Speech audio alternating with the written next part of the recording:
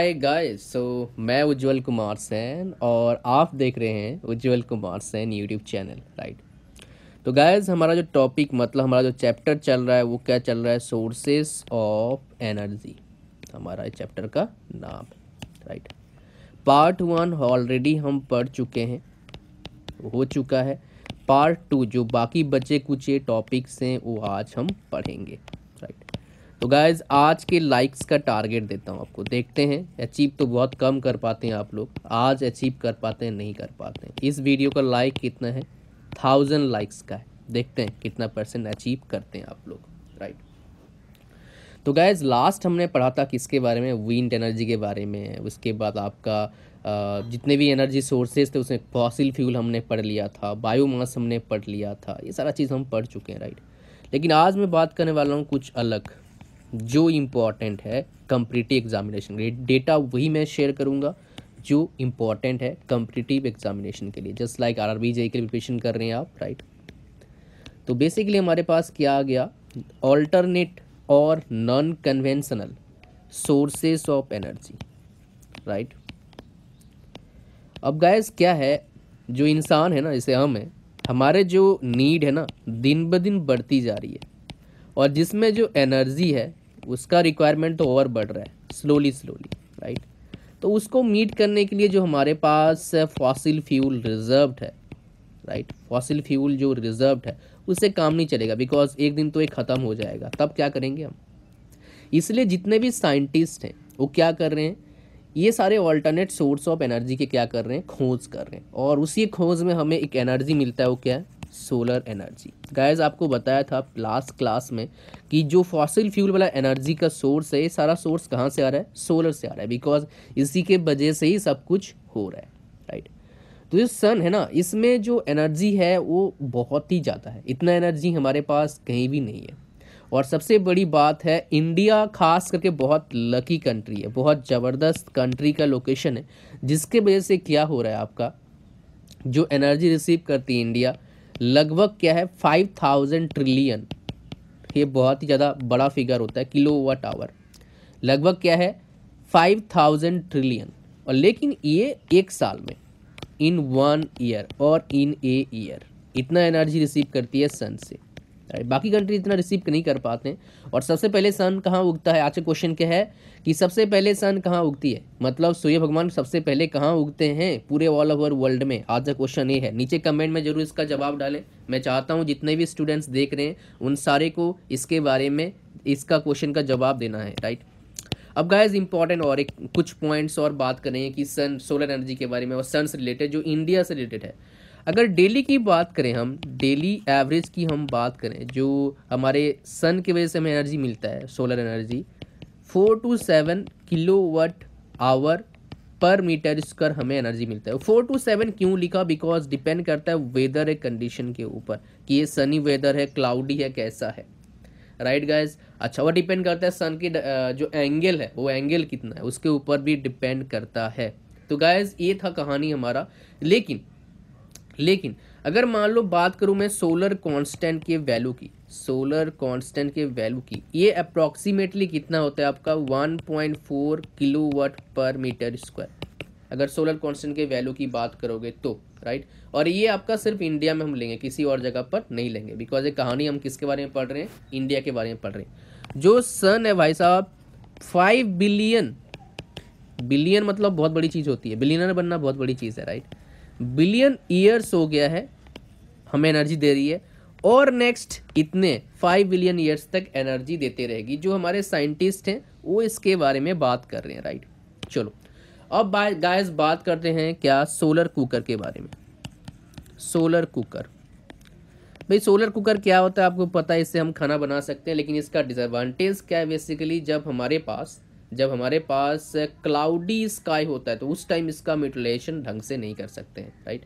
और यहाँ पर हम क्या कर सकते हैं? एब्जॉर्ब करने के लिए हम क्या करते हैं? ब्लैक सरफेस का यूज़ करते हैं, और एक जगह पर मिरर यूज़ करते हैं उसके अपर सरफेस में, बिकॉज वहाँ से रिफ्लेक्शन आए, राइट।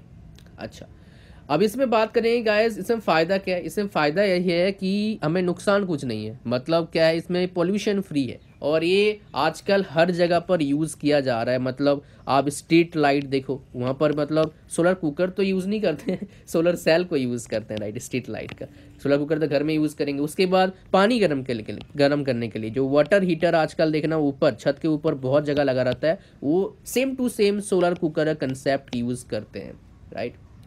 इसके अलावा मैं बात करूंगा जो सेल है, एक सेल मान लो जो हम यूज़ करते हैं सोलर में, तो हमें कितना पोटेंशियल डिफरेंस दे सकता है, ये इंपॉर्टेंट है। 0.5 to 1 वोल्ट का पोटेंशियल डिफरेंस देगा। यानी कि अगर हम पावर की बात करेंगे, एक सेल कितना देगा, 0.7 वाट पावर एक सेल दे सकता है। लेकिन हम एक सेल को यूज़ नहीं करते हैं, बहुत सारे सेल को एक साथ जोड़ के यूज़ करते हैं। आजकल इसका जो आपका यूटिलाइजेशन है, ट्रैफिक सिग्नल में भी है, टीवी रिले स्टेशन में भी है, और आपका इसके अलावा बात करेंगे जैसे मान लो बाहर मतलब क्या है, आपका जो सोलर सैटेलाइट हम भेज रहे हैं, सैटेलाइट जो भेज रहे हैं उसमें भी इसको यूज़ करते हैं, राइट। और जो मटेरियल का यूज़ करते हैं वो सोलर में, वो क्या है, सिलिकॉन। सोलर सेल में जो यूज़ करते हैं सिलिकॉन, वो बेसिकली सिलिकॉन तो हमारे वर्ल्ड में बहुत ज़्यादा है। लेकिन जो स्पेशल ग्रेड का सिलिकॉन यूज़ करते हैं हम, स्पेशल ग्रेड का सिलिकॉन जो यूज़ करते हैं, राइट, स्पेशल ग्रेड का जो सिलिकॉन यूज़ करते हैं, वो हमारे इसमें मतलब हमारे रिजर्व में इतना ज़्यादा नहीं है, राइट। जितने भी आर्टिफिशियल सैटेलाइट हैं वहाँ पर भी इसको यूज़ करते हैं। लेकिन बेनिफिट क्या है, मतलब नुकसान क्या हो रहा है, मतलब प्रॉब्लम बेसिकली क्या हो रहा है, इसलिए गवर्नमेंट सब्सिडी देती है सोलर सेल लगवाने पे, क्योंकि ये क्या है, एक्सपेंसिव है, महंगा है। महंगाई की वजह से लोग इसको यूटिलाइज नहीं करते। वन टाइम इन्वेस्टमेंट क्या है, ज़्यादा है, किसका, सोलर सेल का। इसलिए प्रॉब्लम। और एक प्रॉब्लम क्या है, क्लाउडी टाइम क्या करोगे, जब मान लो सूर्य भगवान दिखाई नहीं देंगे तो क्या करेंगे। जैसे लाइक अभी और दिल्ली में बात करोगे, ये सूर्य भगवान का जो तेज़ है काफ़ी अच्छा नहीं है, तो कैसे वो काम होगा, राइट। गैस देखो, ये तो हम बात कर लिए कि सन से एनर्जी ले सकते हैं, लेकिन और एक हमारे पास ग्रेट एनर्जी सोर्स है, वो क्या है, एनर्जी फ्रॉम सी, समुंदर से एनर्जी लेना, राइट। आप बोलोगे कैसे लेंगे, 3 तरीका है समुंदर से एनर्जी लेने का।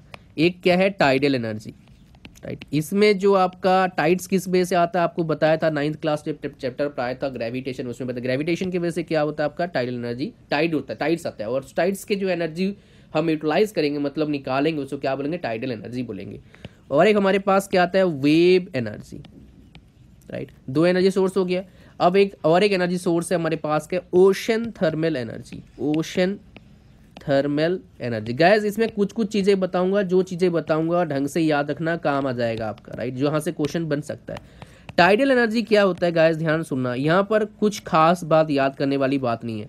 अब मान लो समुद्र किनारा ये है, यहाँ से पानी आता जाता है। अब टाइड की वजह से क्या होता है, समुद्र का पानी का लेवल यहाँ तक आया था। हम क्या करते हैं, इसके बीच में एक छोटा सा डैम कंस्ट्रक्ट करते हैं, और बीच में हम क्या करते हैं, टरबाइन लगाते हैं। वो पानी भर गया, पानी वापस तो जाएगा ना समुद्र में जब टाइड खत्म हो जाएगा, तो ये टरबाइन जो है डैम की वजह से इसी की जगह से पानी नीचे जाएंगे, मतलब इस साइड जाएंगे, जिसकी वजह से क्या हो जाएगा, ये टरबाइन के शाफ्ट घूमेंगे, और हम क्या कर सकते हैं, एनर्जी को एक्सट्रैक्ट कर सकते हैं, एनर्जी को क्या कर सकते हैं, ले सकते हैं। लेकिन इसमें डिसएडवांटेज क्या है, हर जगह पर इस तरह का टाइडल एनर्जी का जो हमारे पास प्लांट है हम लगा नहीं सकते। तो इसके लिए स्पेशल कुछ जगह चाहिए होता है, क्योंकि उसमें टाइड्स अच्छा आना चाहिए, रेगुलर आना चाहिए, और बहुत सारा चीज़ को हम क्या करते हैं, मतलब रिक्वायरमेंट चाहिए होता है। बिकॉज जो चीज़ कमर्शियली यूटिलाइज करते हैं हम, उसमें बहुत ज़्यादा अच्छा सोफिस्टिकेशन चाहिए, मतलब बहुत ज़्यादा प्रिसाइज चाहिए, राइट।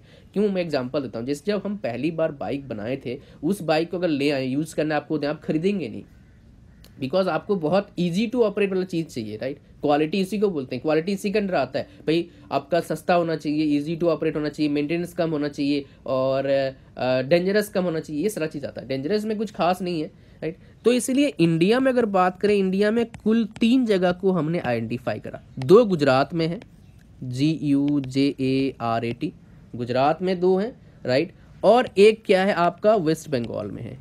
3 जगह को हमने अब तक आइडेंटिफाई करा, अकॉर्डिंग टू हम आपको जितना आपको पता होना चाहिए इसके बारे में, टाइडल एनर्जी के बारे में, राइट।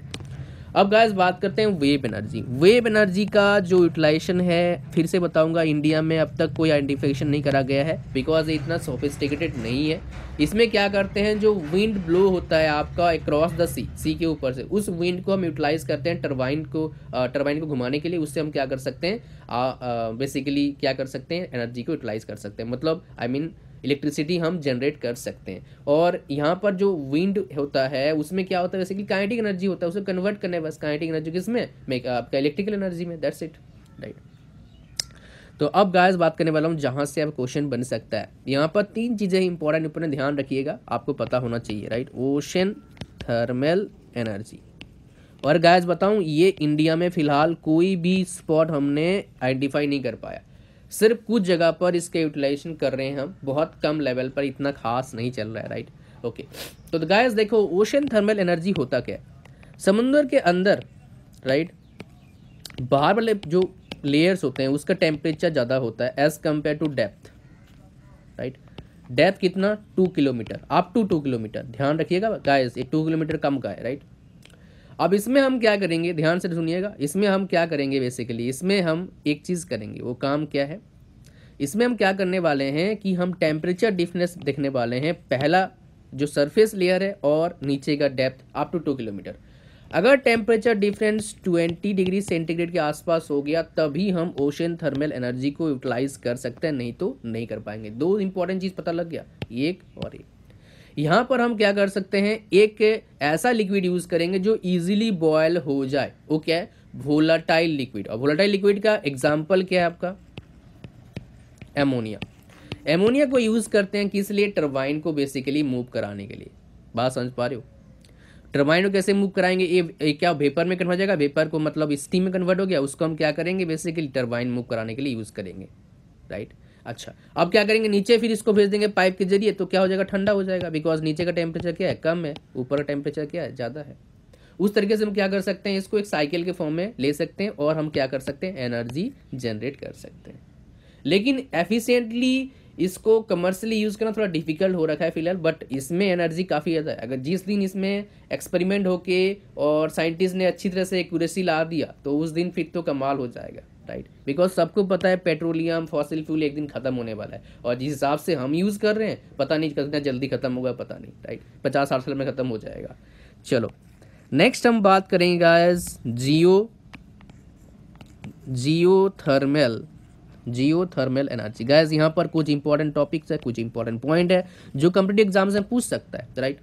तो पहले गाइस बात करने वाला हूँ किसके बारे में, कि जियोथर्मल एनर्जी होता क्या है। तो जियोथर्मल एनर्जी रिलेट है किससे, हमारे अर्थ से, ये समुंदर से रिलेटेड, समुंदर तो अर्थ के अंदर ही है, तो अर्थ से। तो अर्थ के अंदर क्या होते हैं, बहुत सारे हॉट रॉक्स होते हैं। हॉट रॉक्स मतलब क्या होगा, गर्म रॉक। तो जो मोल्टेन रॉक्स होते हैं, मोल्टेन रॉक्स मतलब क्या होगा, गला हुआ रॉक्स, वो क्या होते हैं, अपवर्ड आने की कोशिश करते हैं, राइट, अपवर्ड आने का कोशिश करते हैं। और वो अपवर्ड आने के बाद क्या होता है, किसी एक जगह पर रुक जाते हैं, वहां पर ट्रैप हो जाते हैं, रुक जाते हैं, और उस जगह को हम क्या बोलते हैं, बेसिकली हॉट स्पॉट बोलते हैं। क्या बोलते हैं, हॉट स्पॉट्स बोलते हैं। जिसको याद रखना इंपॉर्टेंट है, जो चीज़ें बता रहा हूँ इसमें इंपॉर्टेंट है, छोटी छोटी चीज़ें बताऊंगा, इंपॉर्टेंट है, लिख लेना, काम आएगा। अब क्या होगा गाइस, अगर उसमें से कोई अंडर वाटर उसके टच में आए, उससे कांटेक्ट में आए, तो क्या होगा, उस कांटेक्ट में आएगा तो क्या स्टीम जनरेट करेगा, और जब एक कांटेक्ट में आएगा उसको हम क्या बोलते हैं, बेसिकली हॉट से कांटेक्ट में आएगा तो एक वहां पर एक पॉइंट बोलेंगे, राइट।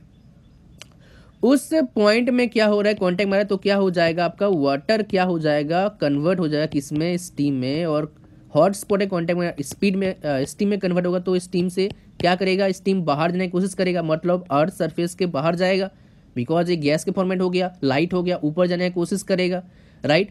तो किसी जगह से मान लो यहाँ पर होल हो गया, मान लो इसकी यहाँ पर जगह मिल गया बाहर जाने का, राइट। तो उस जगह को क्या बोलते हैं हम, बेसिकली वो जो आउटलेट जा रहा है, बाहर जा रहा है, उसको क्या बोलते हैं, हॉट स्प्रिंग बोलते हैं। और उस स्टीम को अगर यूटिलाइज करें हम टरबाइन को मूव कराने के लिए, और टरबाइन से मूव करा दिया मतलब क्या, डायनामो को मूव करवा देंगे, और डायनामो को मूव करवा दिया मतलब क्या, हमें इलेक्ट्रिकल एनर्जी मिल जाएगा, इलेक्ट्रिसिटी मिल जाएगा।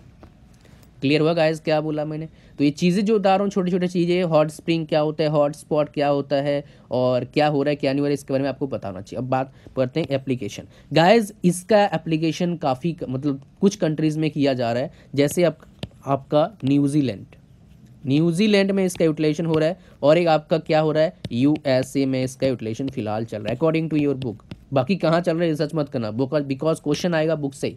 करंट अफेयर्स तो है नहीं कि नया चीज़ कहाँ आ रहा है, करंट अफेयर्स में करंट अफेयर्स से क्वेश्चन आएंगे। बात समझ पा रहे हो क्या बोल रहा हूँ मैं। चलो गाइस अब चलते हैं नेक्स्ट हमारे पास क्या है, न्यूक्लियर एनर्जी। न्यूक्लियर एनर्जी क्या होता है, न्यूक्लियर रिएक्शन से जो एनर्जी रिलीज होता है उसको, उससे हम क्या करते हैं, न्यूक्लियर एनर्जी हम ही करते हैं, मतलब न्यूक्लियर एनर्जी बोलते हैं। तो गैस फिलहाल जो प्रोसेस चल रहे हैं न्यूक्लियर एनर्जी का, जैसे न्यूक्लियर पावर प्लांट इंडिया में काफ़ी जगह है, वो भी डिस्कस करूंगा मैं। लेकिन पहले बात करते हैं प्रोसेस, कौन सा प्रोसेस हम यूज़ कर रहे हैं, न्यूक्लियर फ्यूज़न को हम यूज़ कर रहे हैं, राइट। और फ्यूज़न का मतलब क्या होता है, स्प्लिट करना, स्प्लिट करना, न्यूक्लियर फ्यूज़न को हम यूज़ कर रहे हैं, राइट। अब इससे क्या होता है, बेसिकली से हो क्या रहा है कि जैसे यूरेनियम है, प्लूटोनियम है, थोरियम है, उसको हम क्या कर सकते हैं, मतलब बॉम्बार्ड करते हैं लो एनर्जी न्यूट्रॉन्स के साथ, और वो क्या होता है स्प्लिट होता है लाइटर न्यूक्लियाई में। कैसा न्यूक्लियाई में, लाइटर न्यूक्लियाई में, राइट। ये न्यूक्लियाई क्या होता है, न्यूक्लियन क्या होता है, ये बताऊंगा सारे केमिस्ट्री में, ध्यान थोड़ा धीरज रखिए, बताऊंगा सारा चीज़। अब उसकी वजह से क्या होता है, ऐसा काम होता है तो बहुत ज़्यादा एनर्जी क्या होता है, रिलीज होता है, राइट। और उसकी वजह से क्या होता है, हमें जो एनर्जी मिलता है ना, 10 मिलियन टाइम्स ज़्यादा मिलता है, 10 मिलियन टाइम्स ज़्यादा मिलता है nuclear energy as compare to coal. 10 million times ज़्यादा, समझ पा रहे हो, 10 मिलियन टाइम्स ज़्यादा। कमाल की बात तो ये है, राइट। अब इससे इलेक्ट्रिसिटी जनरेट कैसे करते हैं हम, जो एनर्जी रिलीज हो रहा है, उसको जो हीट बेसिकली रिलीज हो रहा है, उससे हम क्या करते हैं, वाटर को बॉयल करते हैं, वाटर स्टीम में कन्वर्ट होता है, उस स्टीम को क्या करते हैं, स्टीम टरबाइन में डालते हैं, स्टीम टरबाइन की जो शाफ्ट है उसको डायनामो डालते हैं, हमें क्या मिलता है, इलेक्ट्रिसिटी मिलता है। आजकल इंडिया में बहुत ज़्यादा प्लांट्स बना हुआ है, लेकिन उस मतलब प्लांट्स ऑलरेडी रनिंग में है, और काफ़ी कंट्रीज उससे बहुत ज़्यादा अच्छा यूटिलाइजेशन कर रहे हैं, मैं उसके बारे में बात करूंगा। लेकिन अब बात करेंगे थोड़ा सा और कंसेप्ट के बारे में। तो गाइस, जो न्यूक्लियर फ्यूजन है ये हमारा किसके ऊपर मतलब बेस्ड है, ये बेस्ड है अल्बर्ट आइंस्टाइन के ऊपर। अल्बर्ट आइंस्टाइन साहब ने क्या करा था, 1905 में इक्वेशन दिया था, क्या, E is equal to delta M C square. इसके ऊपर क्या है, बेस्ड है। यहाँ पर दो छोटी चीज़ बताऊंगा, याद रखिएगा।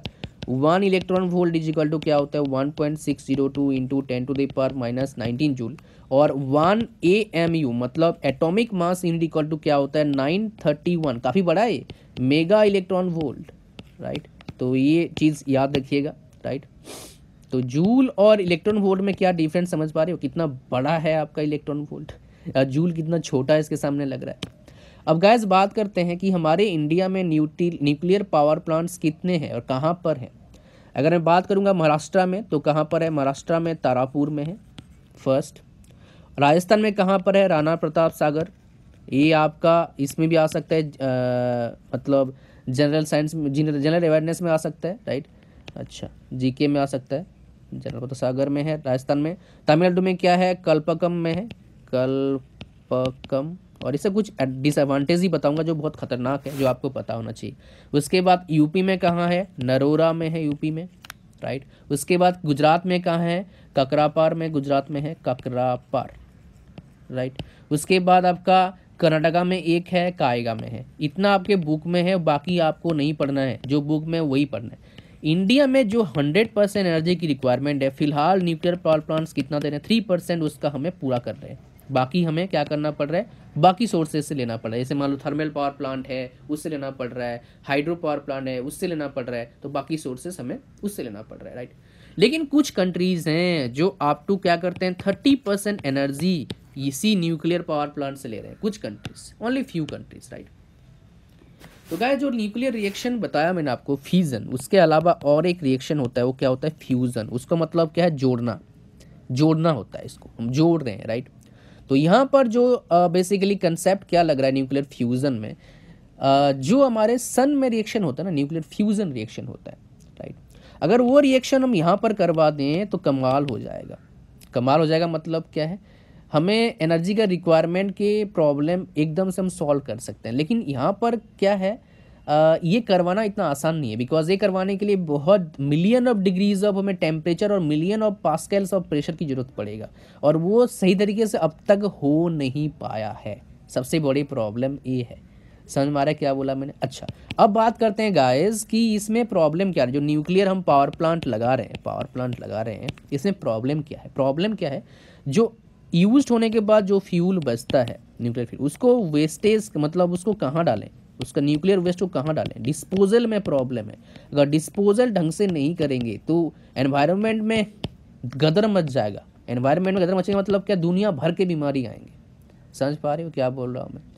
और क्या डिसएडवांटेज है इसका, कॉस्ट ऑफ इंस्टॉलेशन काफ़ी ज़्यादा है, हाई कॉस्ट है। नेक्स्ट डिसएडवांटेज क्या बोलूँगा मैं, अगर मान लो एनी हाउ लीकेज हुआ फिर तो क्या होगा आपको पता है, राइट। एक बार क्या आपको जापान में देखना, जापान में साइक्लोन की वजह से ऐसा कुछ हुआ था, न्यूक्लियर जो पावर प्लांट थे उसमें कुछ प्रॉब्लम मतलब वो अलग हो गया था, तो उसमें क्या हुआ था एक बार गूगल कर लेना, आपको पता लग जाएगा। बहुत से वेबसाइट्स के बारे में इंफॉर्मेशन दे रखे हैं। तो गाइज अब तक जितना ही चीज़ें बताया मैंने आपको समझ में आ गया हो सकता है। अब एनवायरमेंटल कॉन्सिक्वेंसेस एक टॉपिक है, राइट। एनवायरमेंटल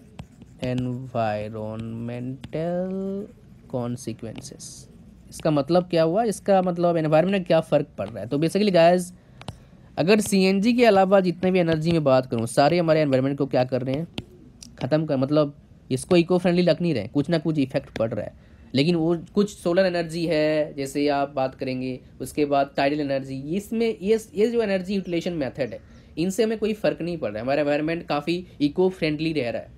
इसलिए बहुत से कंट्रीज़ कोशिश कर रहे हैं कि सोलर एनर्जी को अच्छी तरह से यूटिलाइज़ किया जाए।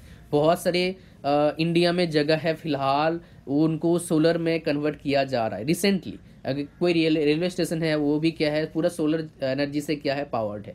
कुछ कॉलेजेस हैं, कुछ यूनिवर्सिटीज़ हैं जो सोलर प्लांट को इंस्टॉल कर रहे हैं, और उसमें गवर्नमेंट आपको बेनिफिट भी दे रही है कि हाँ आपको इंस्टॉल करना चाहिए इसमें, बिकॉज क्या है, एक तरह का बोल सकते हो ह्यूमैनिटी के लिए हम काम कर रहे हैं, हमारे नेक्स्ट जनरेशन जो आने वाली है उसके लिए काम कर रहे हैं, राइट। तो गाइज अब हमारे पास नेक्स्ट टॉपिक आता है, how long will an energy source last us. तो बेसिकली एनर्जी सोर्सेज जो हमारे पास हैं, जो नॉन रिन्यूएबल हैं, वो तो खत्म हो जाएंगे, ज़्यादा नहीं टिकेंगे जिस हिसाब से हम यूज़ कर रहे हैं, पहले आपको बता चुका हूँ।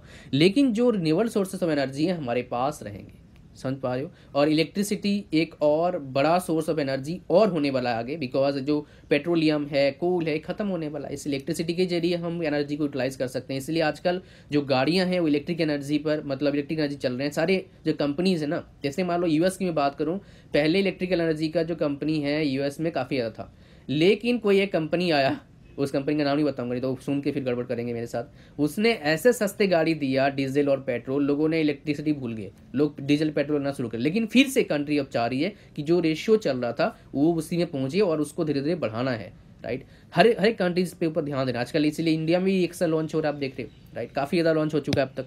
तो गाइज आज का टारगेट क्या आपको पता है, 1000 लाइक्स का है, इसको पूरा करिए गाइज, राइट। और क्वेश्चन जो पूछा था आपको उसका आंसर जरूर लिखिए कमेंट में। तो गाइज शेयर करो दोस्तों के साथ, सब्सक्राइब करो, और thanks for watching guys. Video देखने के लिए बहुत बहुत धन्यवाद। लेकिन आपको क्या करना है, अब वो प्रैक्टिस करना है, बिना प्रैक्टिस का कुछ नहीं होता, आपको पता है। प्रैक्टिस करो, काम आएगा। So guys bye bye, see you soon.